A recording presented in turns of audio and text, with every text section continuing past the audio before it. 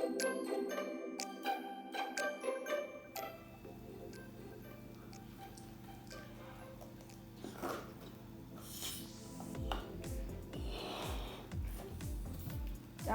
энд нэг шар байна. Одоо даанд ханхрах уу ханхрахгүй юу?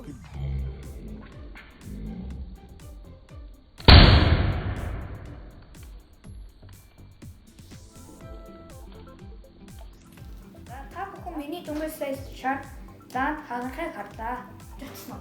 Тэгсэн. За одоо ус хийгээд ханхрах нь уу гэдгийг харцгаая.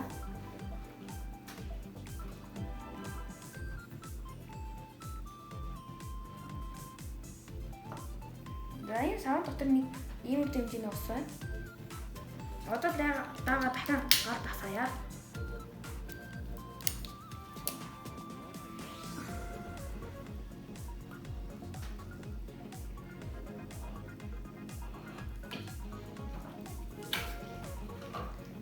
За энэ нэг ийм шар байна.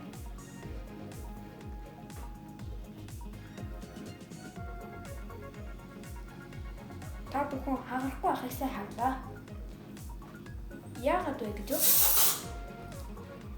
Яагаад вэ гэхээр энэ зурган дээр харахад даанаас гарч байгаа халуун агаар ингэж дээрсэнгүүт энэ шаарн дээр очино. Шаар дотор зүгээр хоосон агаар байгаа болохоор шаарыг амархаа нэгтгэж агаар тэр хэсэгтээ нэмгэрч тэгээд цоорох үедээ яг хагарсан байна.